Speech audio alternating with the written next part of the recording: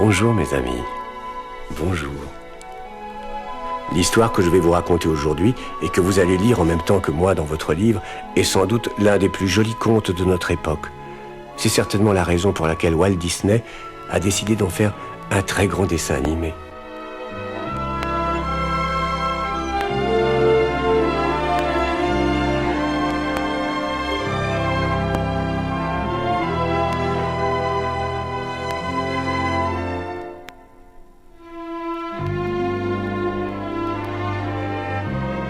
C'est un conte qui va vous faire vivre les aventures d'un petit chien de chasse et d'un petit renard. Mais qui va vous montrer aussi combien nous sommes souvent les uns et les autres soumis à des idées qui peuvent nous rendre méchants et cruels si nous ne savons pas y résister et les combattre. Alors, vous voici installé devant votre appareil. Vous êtes prêt à écouter? Je commence.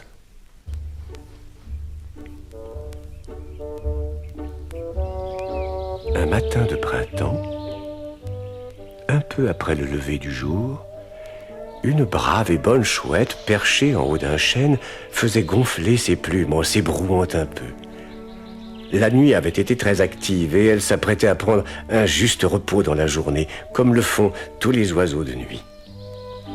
Elle allait fermer ses grands yeux ronds quand elle crut entrevoir au-dessous d'elle, dans l'herbe haute, quelque chose qui bougeait.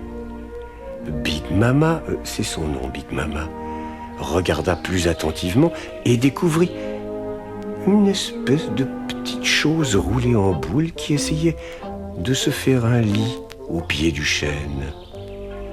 Intriguée, elle arrondit plus encore ses gros yeux pour mieux voir et s'aperçut qu'il s'agissait d'un bébé renard qui, sans doute, avait été perdu par sa maman et se retrouvait là, tout seul et sans protection.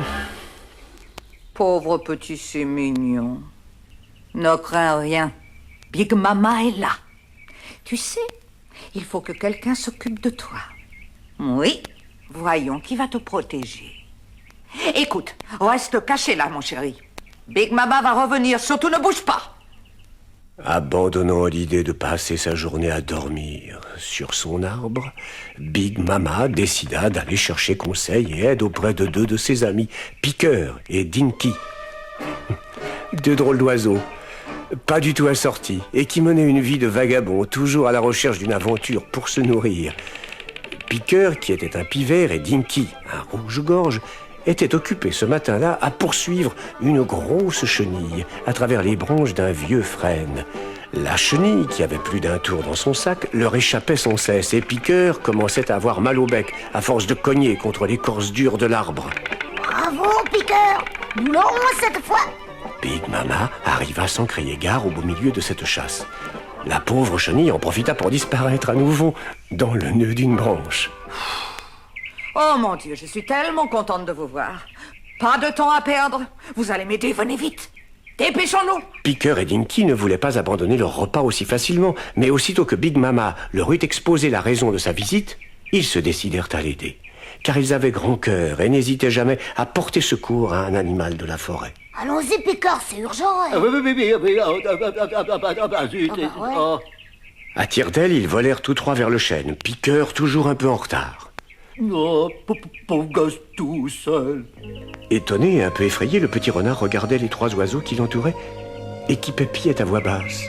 Ne t'inquiète pas, nous allons trouver quelqu'un pour s'occuper de toi. Soudain, Dinky poussa un petit sifflement de joie et appela ses compagnons pour leur parler à l'oreille. Hé, je crois que j'ai une idée. Il n'y a qu'à aller voir là-bas.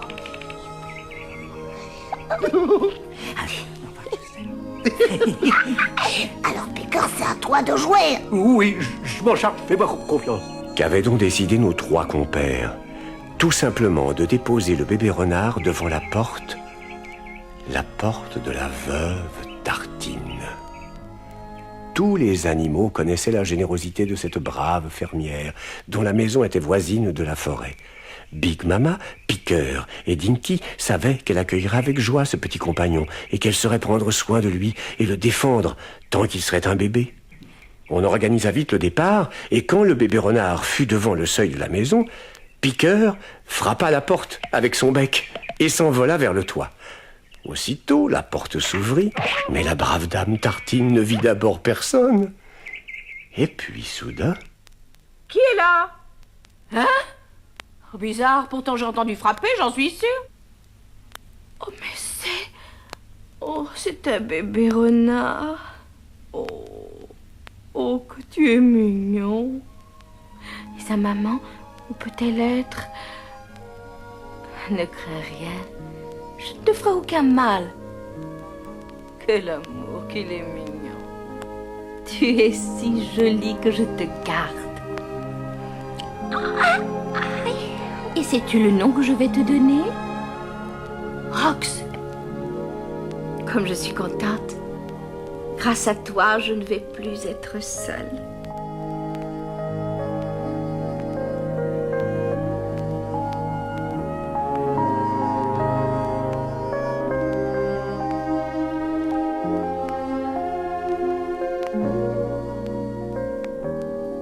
Ce n'est pas par hasard que la brave dame Tartine avait décidé si vite du nom qu'elle donnerait au bébé renard.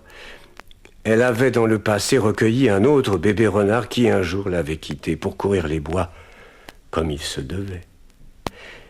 Elle l'avait alors surnommé Rox, et elle ne s'était jamais consolée de son départ.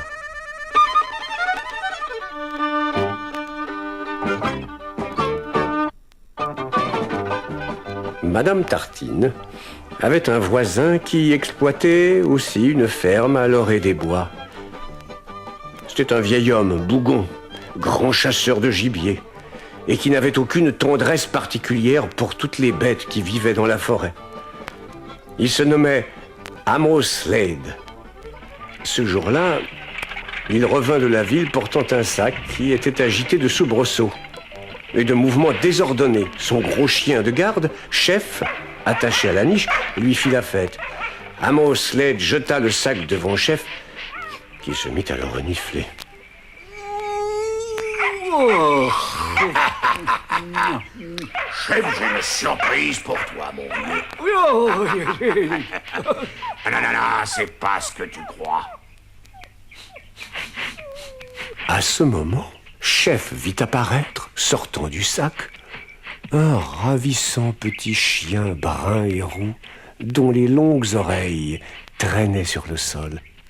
Il était gauche et pâteau, mal assuré sur ses pattes, mais il avait vraiment tout ce qu'il fallait pour devenir un jour un vrai chien de chasse. Le petit chien, sitôt en liberté, se mit à renifler partout autour de lui, fit quelques bonds désordonnés et se retrouva devant le gros museau de Chef, qui s'était aplati sur le sol. Il jappa avec impertinence, ce qui fit passer dans les prunelles de Chef un regard de pitié et de condescendance. Qu'en dis-tu comme chien de chasse? Bon. Il est encore petit, mais il grandira. Va falloir t'y habituer, Chef. Bon. Tu vas tout lui apprendre pour plus tard. Il fallait donc chercher un nom pour le petit chien. Le vieil homme n'eut aucune peine à en inventer un qui évoquait la belle couleur rousse de son poil. Il l'appela Rookie.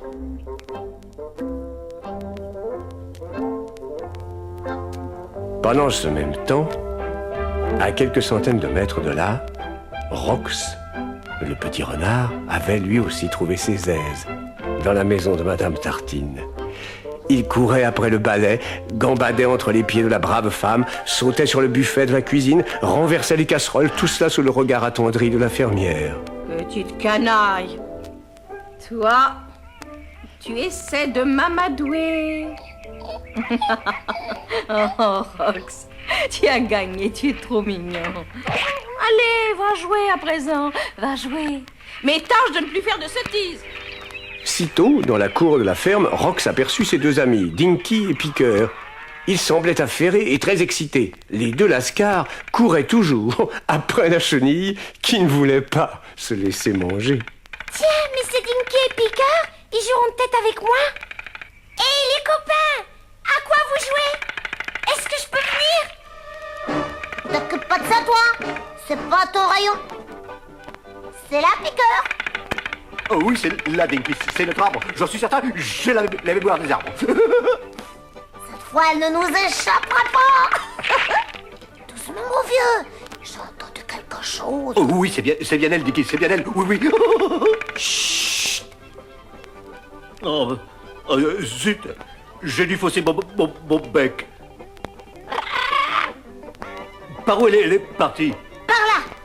Ouais, c'est bien joli, mais en attendant, on peut dire adieu à notre petit déjeuner. Mais je l'ai su pour rien, moi, c'est ta faute. Un asticot pour le petit déjeuner?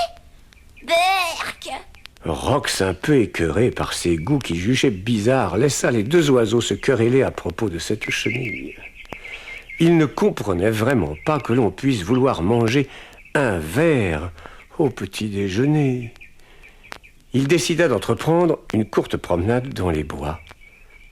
Sans le savoir, il fut bientôt près de la maison d'Amos Slade, où Chef donnait à Rookie ses premières leçons de chien de garde. Et Rookie, dis-moi, qu'est-ce que tu renifles là? C'est bizarre. J'ai jamais senti une pareille odeur. Hein? Laisse-moi voir. Oh, je sais, notre maître doit se cuisiner un de ces petits plats au lardon, t'y connais rien. Ce que je renifle, moi, c'est autre chose, chef. Et je sais pas ce que c'est.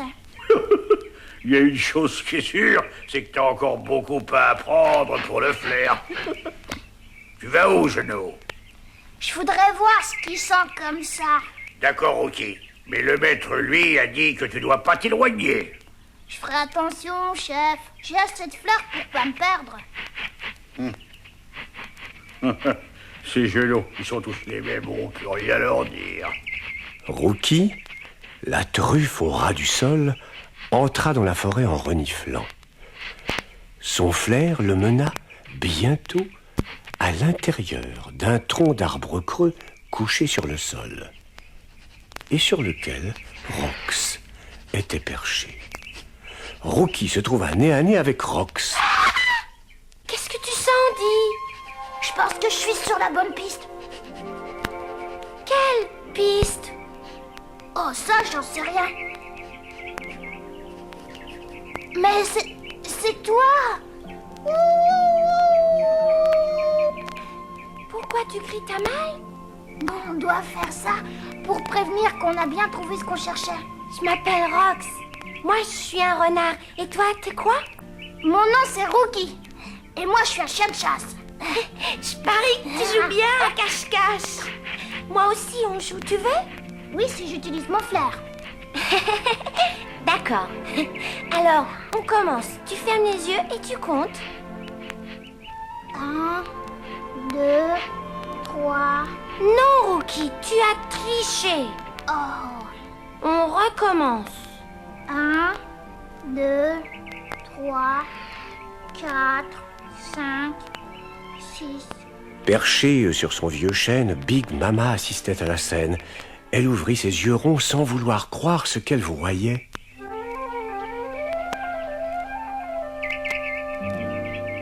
Oh, c'est pas vrai. Ça alors, un renard et un chien qui jouent ensemble.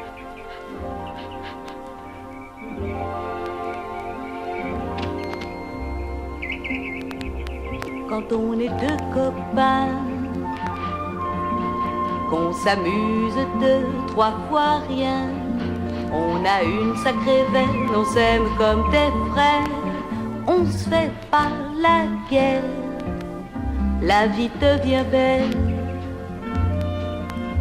Vous pouvez bien vous défouler sans que votre copain pense à vous critiquer. La vie devient belle.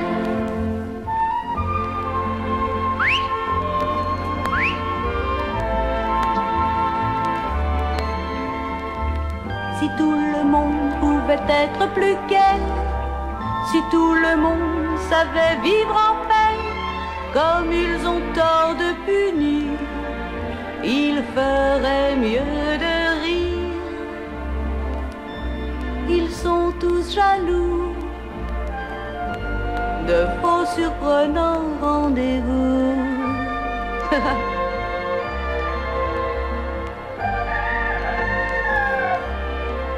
On est décontractés,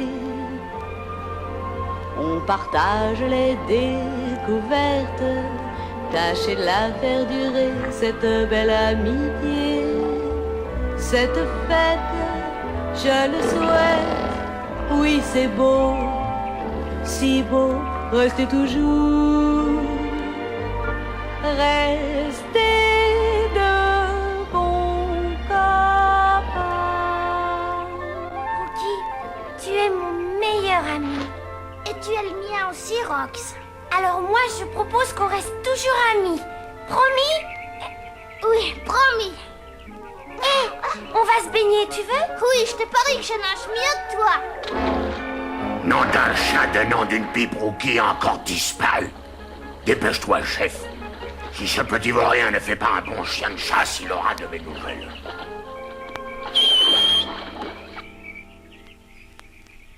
Ok, j'ai ici tout de suite. Ok. Oh oh. Je dois rentrer chez moi. Oh, t'es obligé? Dommage, on s'amusait bien. Mais je dois. Il a pas l'air de bon poil. Alors à demain, hein? N'oublie pas! Oh non! Le lendemain, hélas, Rookie ne vint pas au rendez-vous. Rox, déçu, courut sans méfiance vers la maison d'Amos Sled pour essayer de retrouver son ami. Dans la cour de la ferme, il vit Rookie attaché à la grande niche, tout près de Chef, qui dormait en grognant. Oh, Rookie, mais ça a pas l'air d'aller. Qu'est-ce que tu as? Pourquoi t'es attaché? Ben, c'est ça une vie de chien. Pas le droit d'aller où on a envie. Ben tant pis, on peut jouer ici. Oh non! Pas avec le vieux chef qui est là. Oh, dis-moi, c'est lui qui ronfle, Rookie? Ouais, je peux pas dormir la nuit.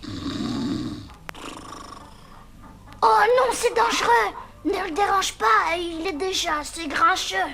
Rox, sans écouter son ami, se mit cependant à tourner autour du gros chien endormi. Mes aïeux, ce qu'il est grand. Ses oreilles, t'as vu, elles sont énormes. Mais c'est rien, c'est pas des oreilles qu'il faut se méfier. Waouh! Dis donc, regarde ses dents. Ouais, c'est bien des dents qu'il faut se méfier. Chef était en train de rêver qu'il poursuivait une proie imaginaire. Il bougonnait à travers son rêve. Je vais l'attraper. Il m'échappera pas. Hé, fais gaffe! Il est réveillé. Non, il doit faire un rêve. Il croit être sur une piste. Je l'ai coincé.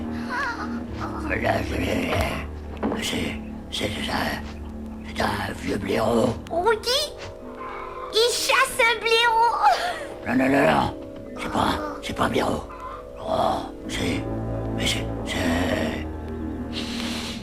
un renard. Je le vois.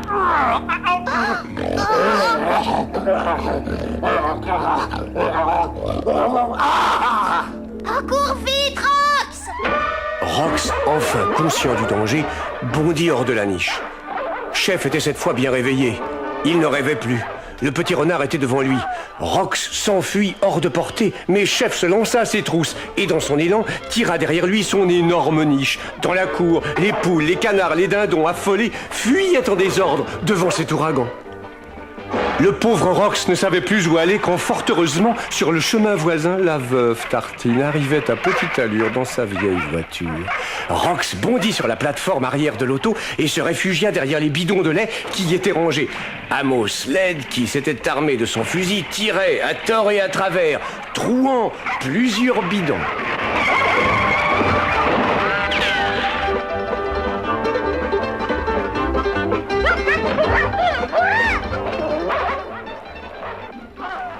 Amos Sled, vous avez la gâchette trop facile. Donnez-moi ce fusil. Sachez, madame, que votre renard voulait me voler mes poulets.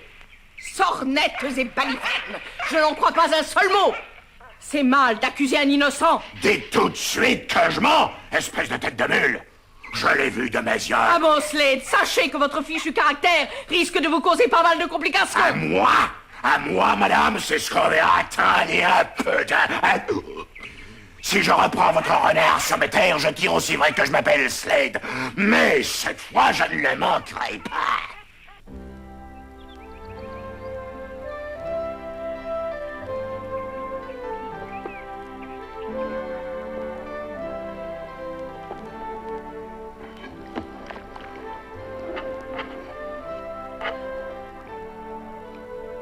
Rox, tremblant de peur, comprit depuis ce jour-là qu'il ne pourrait plus quitter la maison de Dame Tartine sans risquer d'être mis à mal par le terrible Amos Slade. Il était surtout très triste de ne plus pouvoir rencontrer son petit ami, le chien Rookie. Pauvre chéri. C'est terrible de devoir l'enfermer, il s'ennuie. Rox, ne me regarde pas comme ça. C'est pas ma faute, tu sais. C'est toi qui n'as pas été sage hier. Oh non, qu'est-ce qu'ils font? Voilà encore Amos décidé à tuer des innocents. Il m'a l'air de partir pour une chasse importante. Qu'il y aille. Bon débarras. En effet, le vieux fermier, harnaché comme un explorateur, chargeait sa camionnette de 1000 paquets. Rookie bondissait alentour et le gros chef aboyait sans arrêt.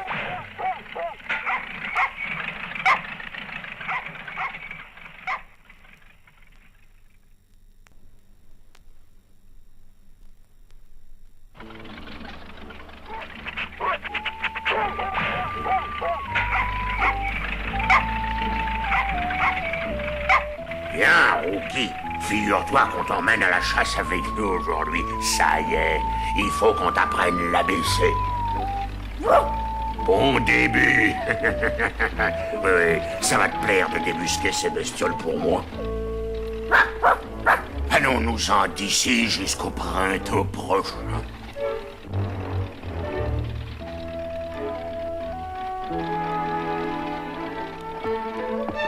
Rox, qui assistait de loin à la scène du départ, ne pouvait se résoudre à laisser partir son ami sans lui dire au revoir. Avec une extrême prudence, il se faufila dehors par une fenêtre et se dirigea vers la camionnette de Amos Slade au moment où elle quittait la maison en pétaradant. Big Mama, qui passait par là, interpella Rox. Rox, mais qu'est-ce que tu fais ici? Ben rien, je voulais juste dire au revoir à Rookie. Mais je suis arrivée trop tard. Mais voyons, ce n'est pas raisonnable. Tu risquais de tomber sur Chef. Oh, chef! Il est si bête qu'il gode toutes mes renardises. Rox, écoute donc une minute.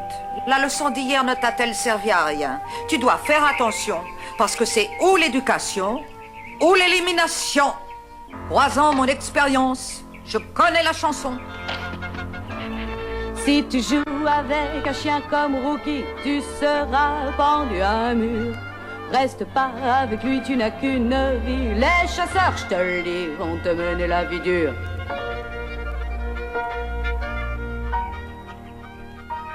Sans blague, Rookie pourrait être mon ennemi?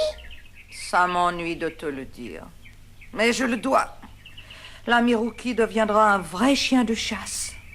Et il voudra te tuer. Oh non, non, pas mon copain. Il changera pas, Rookie. J'espère que tu auras raison. On a fait le serment de rester amis pour toujours. Dis, on pourra, Big Mama? Trésor, tu sais, pour toujours, c'est un temps très très long. Et le temps a une façon bien à lui de changer les choses.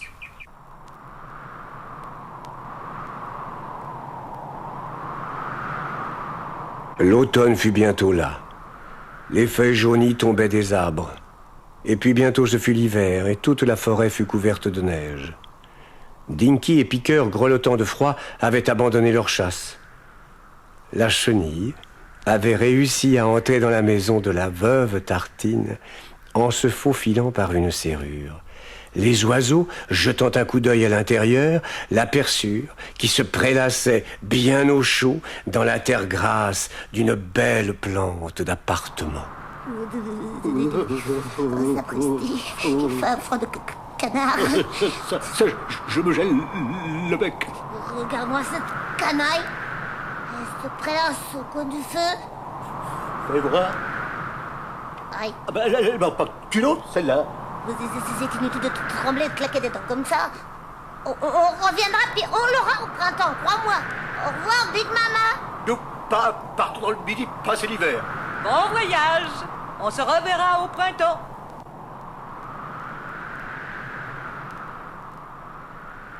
L'hiver fut rude et pénible. Rookie mit à profit les leçons de chef. Il apprit à chasser le long des plaines couvertes de neige. Il faut dire qu'il adorait la chasse. Son flair de limier lui permettait de suivre les pistes les plus difficiles. Il n'avait pas son pareil pour débusquer un lièvre ou un faisan.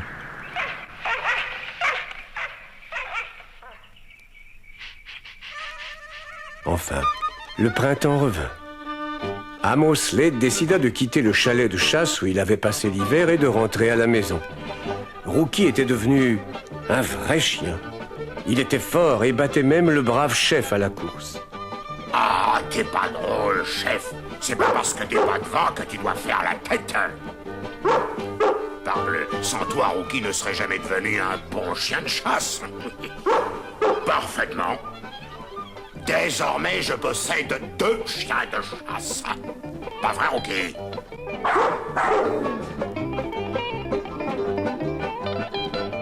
Rox avait grandi lui aussi. C'était maintenant un beau renard dont la fourrure brillait au premier rayon du soleil.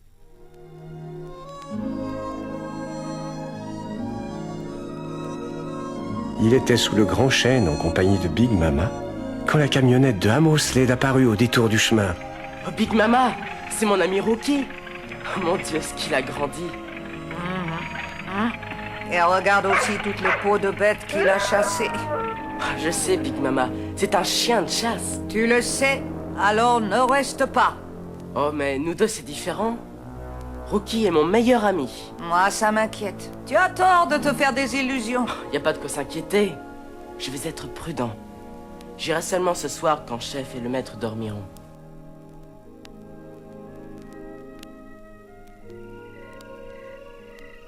À la nuit tombée, Rox se glissa avec précaution jusqu'à la maison voisine. Rookie. Hé, Rookie. C'est moi, Rox. Je pensais bien que c'était toi, Rox. Je t'ai entendu venir. Ben, mon vieux, ce que t'as grandi. C'est normal, c'est la vie. Je vous ai vu revenir avec Chef et le chasseur. Mais je suis content de te revoir. Mais tu sais, Rox, tu dois pas rester ici. Sinon, on risque d'avoir des ennuis, toi, comme moi. Oh, je sais. J'ai juste tenu à te saluer. On est toujours amis, n'est-ce pas? Rox, tout ça, c'est le passé. À présent, je suis un chien de chasse. Écoute, va-t'en d'ici. Il vaut mieux que Chef te voie pas. Ah, Chef? Ah, j'en ai pas du tout peur. Rox, je suis sérieux. Pour lui, t'es à inscrire à son tableau de chasse.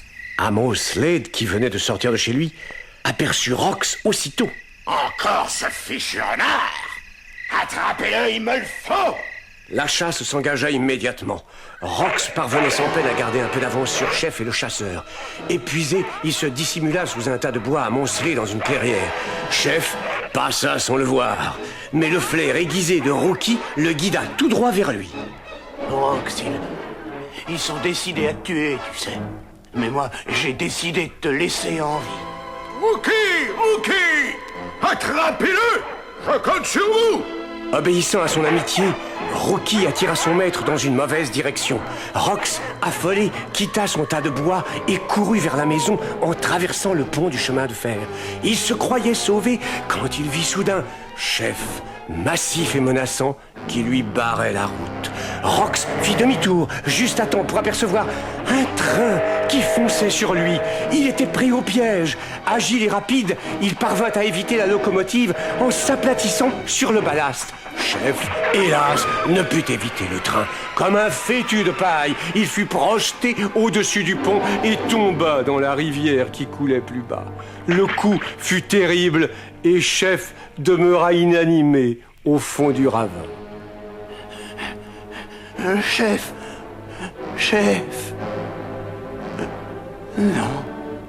Non. Oh, pauvre chef. Dire que c'est ma faute. Je n'aurais pas dû lâcher Rox. Rox! Ça, je te jure! Je te jure, tu me le paieras! Paieras! Amos chargea la pauvre carcasse de chef sur son épaule et revint vers la maison. Rookie le suivait, triste et vengeur. Sale femme! Montrez-vous! Mais, Amos, qu'est-ce que... Parlez, où est-il? J'ai dit où est-il? Je sais qu'il est ici! Oh, mais en voilà des façons! Faire irruption ainsi dans ma maison, Amos Slade! C'est votre renard qui a presque tué chef, et cette fois je l'aurai. Vous ne le cacherez pas éternellement. La pauvre femme savait hélas qu'Amos avait raison. Elle prit aussitôt sa décision. Le lendemain, dès le petit matin, elle dissimula Rox dans sa voiture et elle gagna le cœur de la forêt, en un lieu où la chasse était interdite. La fermière, le cœur serré, déposa Rox dans une clairière. Elle lui donna encore quelques caresses et l'abandonna, non sans lui avoir fait toutes les recommandations de prudence qu'une mère peut faire à son enfant. Pourquoi faut-il se quitter alors qu'on s'est aimé? Mais dans mon cœur où tu étais, tu restes à tout jamais.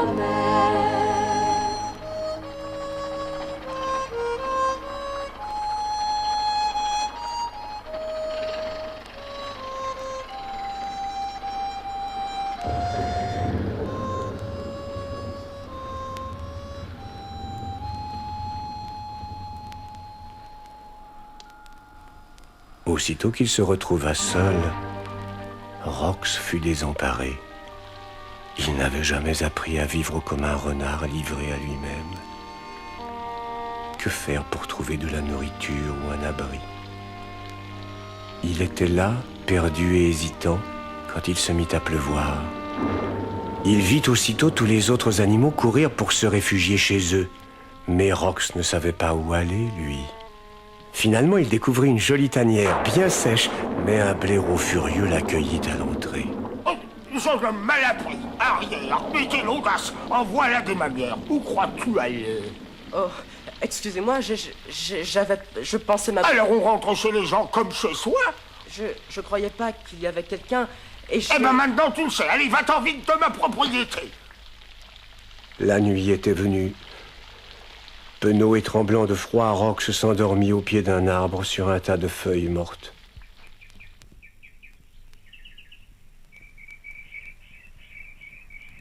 Au matin, il fut réveillé par une voix familière. Bonjour, Rox. Oh, bonjour, Big Mama. Cette nuit n'a pas été bien agréable pour toi, je suppose. Oh, terrible.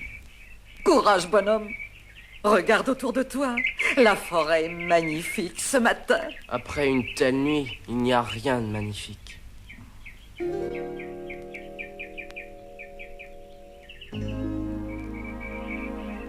Waouh! Qui est-ce? Oh, un renard. Ou plutôt, une renarde. Ah, est-ce qu'elle peut être belle? Je me demande comment elle s'appelle. Mais tu devrais aller le lui demander. Oui, il faut y aller. C'est ça, j'y vais. J'ai qu'à l'approcher et lui dire: vous êtes la plus jolie, la plus magnifique que j'ai vue. J'ai jamais vu personne, nulle part. Si je lui dirais... Oui. Est-ce que... Moi, comment vous... enchantée. Puis-je vous appeler par votre nom? Oh, bien sûr, pourquoi pas. Merci, c'est gentil, mais... C'est quoi votre nom? Vixie. Vixie. Moi, c'est... Rox. Rox. Oh, c'est joli, je trouve. Rox. Rox. Oh, je suis sûre que vous allez aimer la forêt. Écoutez, je vais vous servir de guide. D'accord.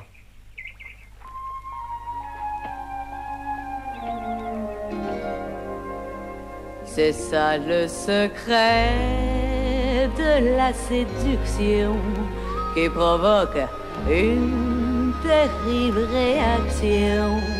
Et te faudra en amour bien des satisfactions. Le mieux c'est d'être toi. Si tu sens en toi monter la passion, regarde donc dans plusieurs directions et tu verras d'un côté ou bien de l'autre celle qui attend quelqu'un comme toi.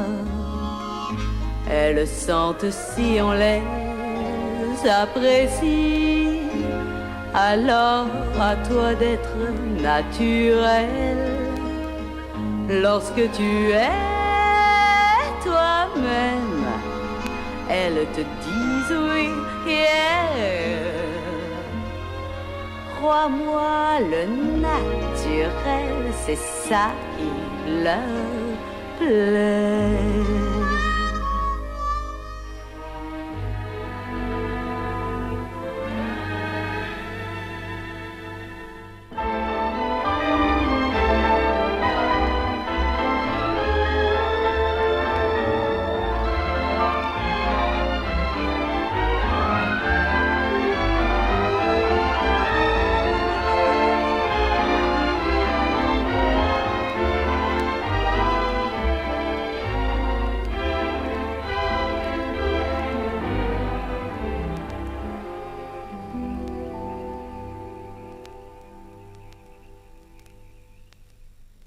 Amos Slade avait entendu partir la veuve Tartine. Lorsqu'elle revint seule, le méchant fermier comprit aussitôt ce qu'elle avait fait.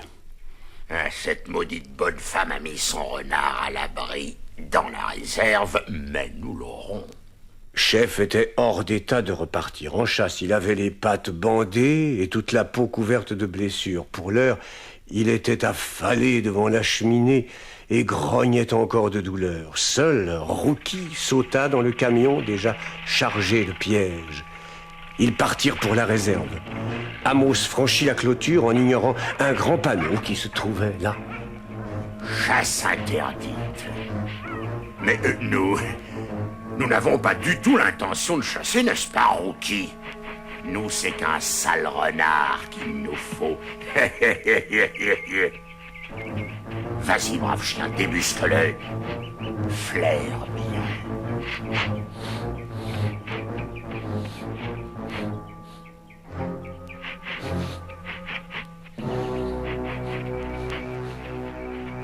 Rookie, en vrai chien de chasse, eut au fait de repérer la piste que venaient de prendre Rox et Vixie. Quand Rookie s'arrêta, le chasseur comprit qu'il était près de capturer le jeune renard. Qu'est-ce que tu as trouvé? Oh, bravo. Il va sûrement passer ici quand il voudra boire. Mais il n'aura pas le temps, je te le dis. Amos dissimula ses pièges en plusieurs endroits, en les recouvrant de feuilles mortes et de branchages. C'est ça. Amos, tu es rudement futé. Le diable lui-même n'aurait rien réussi de pareil. Vois comme l'aube est belle, Vixie. Ah, comme je me sens heureux. Oh, Rox, moi aussi.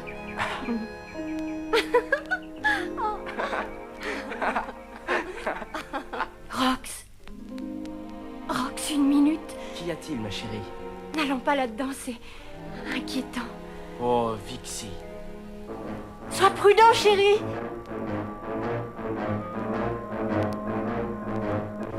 Avec précaution, Rox avança encore un peu sur la piste. Il percevait le danger qui le menaçait. Sa queue effleura légèrement l'un des pièges cachés.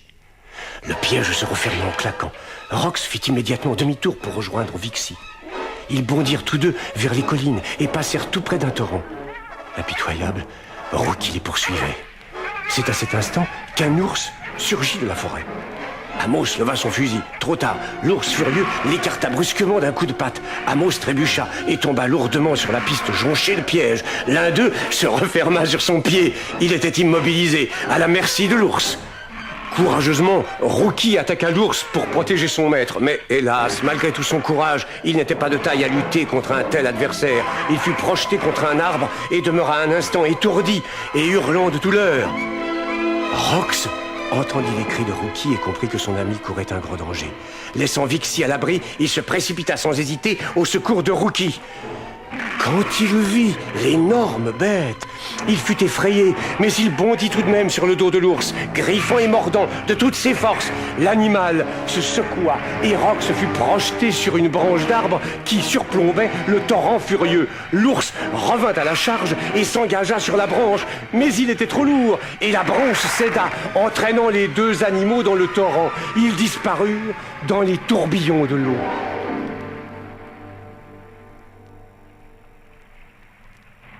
Quelques instants plus tard, une tête fit surface. C'était Rox. Épuisé, il se traîna sur la rive. Mais là, Amos l'attendait avec un fusil pointé sur lui. Rookie bondit devant le fusil du chasseur en aboyant furieusement. Il voulait absolument protéger son ami qui venait de leur sauver la vie. Alors, Rookie, ôte-toi de là, t'as compris? Le chien fidèle refusa de s'éloigner de Rox. Finalement, Amos baissa son arme. Il commençait à comprendre qu'une profonde amitié unissait les deux animaux. Bon. Viens, mon chien, on rentre. Viens, suis-moi. Rookie suivit Amos. Mais après quelques pas, il se retourna vers Rox pour un sourire d'adieu. Il savait qu'ils resteraient toujours des amis exceptionnels.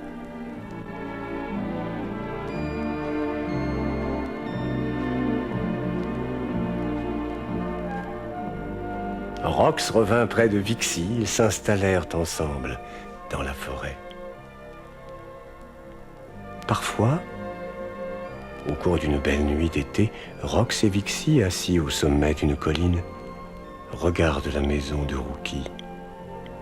Les voix d'un bébé renard et d'un bébé chien semblent murmurer dans la brise. Rookie, tu es mon meilleur ami. Et tu es le mien aussi, Rox. Je propose qu'on reste toujours amis. Promis? Oui, promis.